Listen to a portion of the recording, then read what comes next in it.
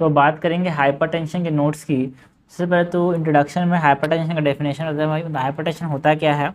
Systolic blood pressure more than 140 या फिर diastolic blood pressure more than 90, दोनों में से अगर एक भी हो गया MFHG तो ये हाइपरटेंशन है। And in general more than 140/90 लिखते हैं, बट अगर 120 के अंदर है, 140 के अंदर है और डायस्टोलिक 90 से ज़्यादा तो भी हाइपरटेंशन है, समझना और है बीच में। क्लासिफिकेशन के अंदर हमारे पास ऑप्टिमल कब बोलते हैं भाई? लेस देन 120 है सिस्टोलिक एंड डायस्टोलिक है लेस देन 80।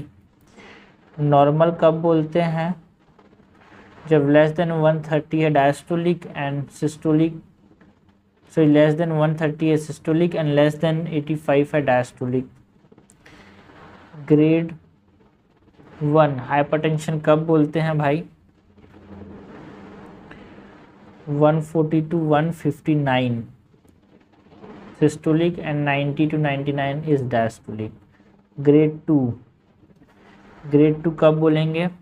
जब systolic is 160 to 179 and diastolic is 100 to 109। And grade 3 कब बोलेंगे? Grade 3 is more than and equals to 180 and more than and equals to 110। ये क्या है हमारे पास? Grade 3 hypertension. हमारे पास क्लासिफिकेशन की बात करें तो एक तरह से और कर सकते हैं यहाँ पे, प्राइमरी और secondary. Primary is essential and secondary systemic. So etiology की बात करें तो क्या क्या कारण हो सकते हैं? So the etiology behind hypertension, पहला तो एसेंशियल जो हमने क्लासिफिकेशन बताया ना, तो एसेंशियल के अंदर आप क्या बोल सकते हो? प्राइमरी फैक्टर्स, जिसमें फैमिलियल हो सकता है, मतलब फैमिली हिस्ट्री अगर है तो, obesity, alcohol intake, sodium intake, gender के अंदर लेस देन 50 में मेल से ज़्यादा फीमेल्स में देखने को मिलता है। So in less than 50 years hypertension या चांसेस किसको हैं भाई? फीमेल्स को हैं मेल्स के मुकाबले, and it is due to estrogen. And in more than 50 males को ज़्यादा चांसेस हैं हाइपरटेंशन के देन फीमेल्स। ये हो गया essential factors. Secondary is systemic causes, है ना, जिसमें हमारे पास रीनल कॉज हो सकता है, एंडोक्राइन हो सकता है, कुछ ड्रग्स की इनटेक की हिस्ट्री है अगर वो, और कुछ मिसलेनियस भी हो सकते हैं।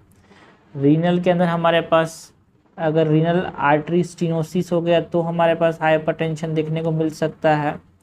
ग्लोमेरुलोनेफ्राइटिस के अंदर,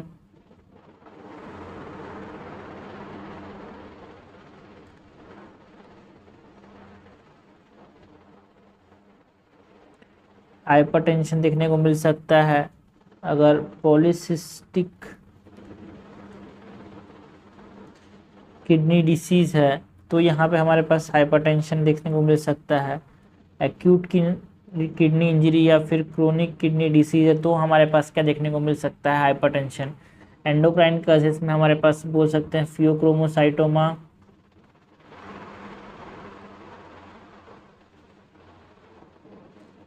इसमें देखने को मिलता है। कुशिंग सिंड्रोम के अंदर देखने को मिलता है। ओके, हाइपोथायराइडिज्म के अंदर क्या हो जाएगा? डायस्टोलिक बीपी बढ़ जाएगा। एंड हाइपरथायराइडिज्म के अंदर सिस्टोलिक बीपी बढ़ जाएगा। अगर ड्रग इनटेक की history like oral contraceptive pills में बीपी बढ़ जाता है, स्टेरॉइड्स इनटेक है तो बीपी बढ़ जाता है। हमारे पास non steroidal anti inflammatory drugs अगर इनटेक कर रहे हैं तो यहाँ पे हमारे पास बीपी बढ़ जाता है। एंड कुछ मिसलिनियस कॉजेस हो सकते हैं लाइक कोअक्टेशन ऑफ अओर्टा,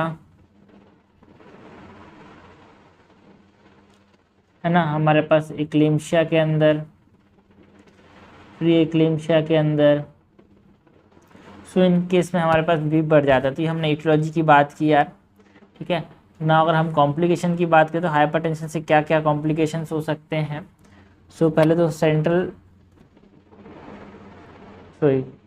सीवीएस के अंदर, सेंट्रल नर्वस सिस्टम के अंदर क्या कॉम्प्लिकेशन हो सकते हैं, रीनल कॉम्प्लिकेशन क्या हो सकते हैं उसकी बात कर सकते हैं, ऑप्थेल्मिक क्या क्या कॉम्प्लिकेशन हो सकते हैं उसकी बात कर सकते हैं सीवीएस के अंदर, है ना। सो सेरिब्रोवैस्कुलर सिस्टम के अंदर हमारे पास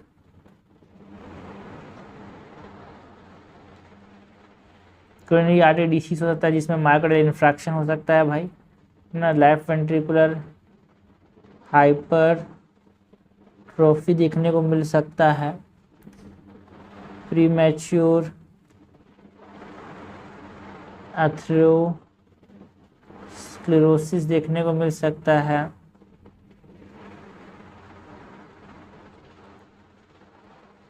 हार्ट फेलियर के चांसेस देखने को मिल सकते हैं।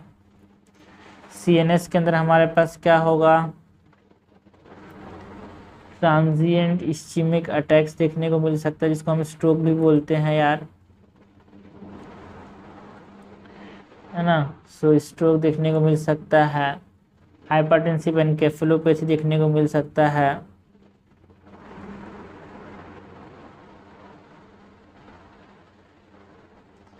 ना, जिसमें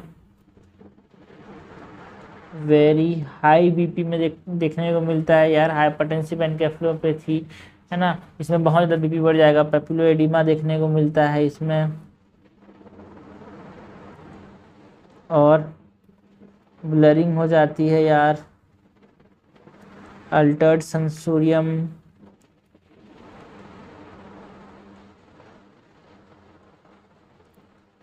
के हमारे पास फोकल न्यूरोलॉजिकल डेफिसिट भी देखने को मिलता है।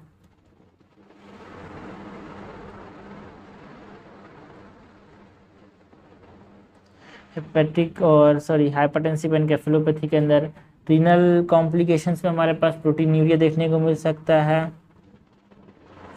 एंड क्रोनिक रीनल फेलियर देखने को मिल सकता है, फिर कंजेस्टिव रीनल फेलियर देखने को मिल सकता है।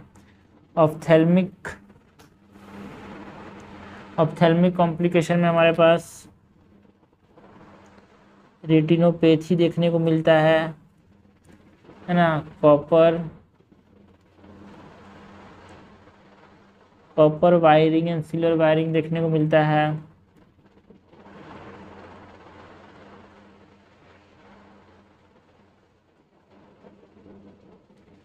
रेटिनल हेमरेज देखने को मिलता है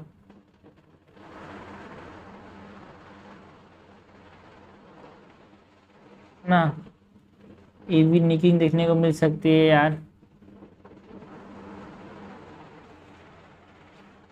ट्रीटमेंट में क्या कर सकते हैं हम, नॉन फार्माकोलॉजिकल ट्रीटमेंट होगा और एक एंटी हाइपरटेंसिव एजेंट्स दे सकते हैं। सो ट्रीटमेंट के अंदर सबसे पहले तो नॉन फार्माकोलॉजिकल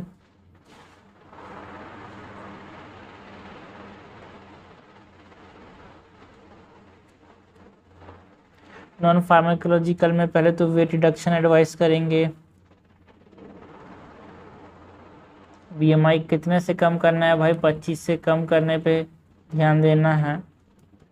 एंड डाइट कैसे खाने के लिए बोलेंगे, diet which is low fat and low sodium diet, alcohol को अवॉइड करने के लिए बोलेंगे,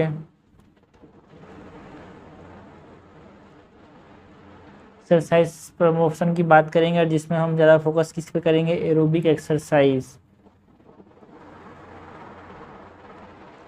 जिसमें कम से कम 30 मिनट्स एवरी डे तो एरोबिक एक्सरसाइज करना ही चाहिए। Anulom Vilom Kapalbhati. Now anti hypertensive agents का भी इस्तेमाल कर सकते हैं।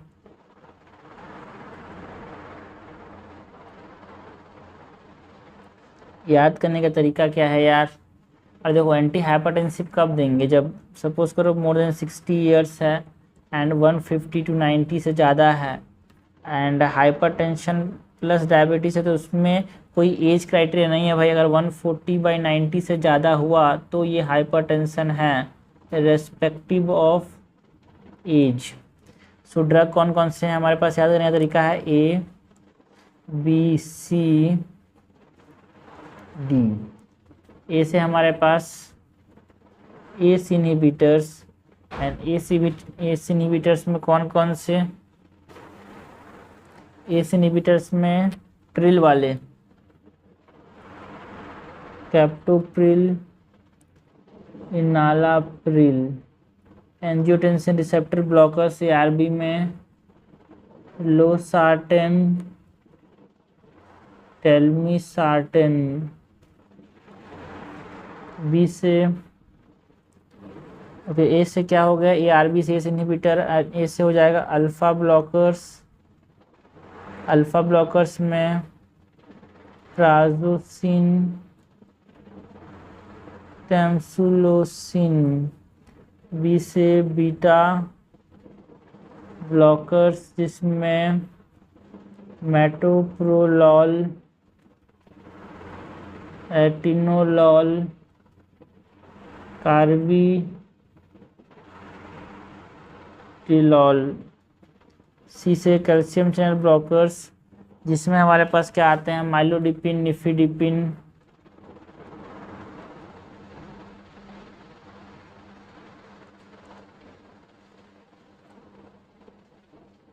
और क्या, अगर सेंट्रली एक्टिंग की बात करें तो सेंट्रली एक्टिंग में methyl dopa and clonidine. D से बात करें तो डायूरेटिक्स दे सकते हैं, diuretics like thiazides, hydro क्लोरोथायाजाइड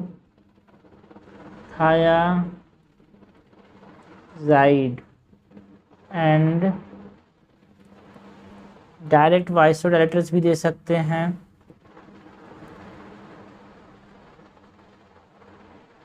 direct vasodilator example क्या है, हाइड्रालाजीन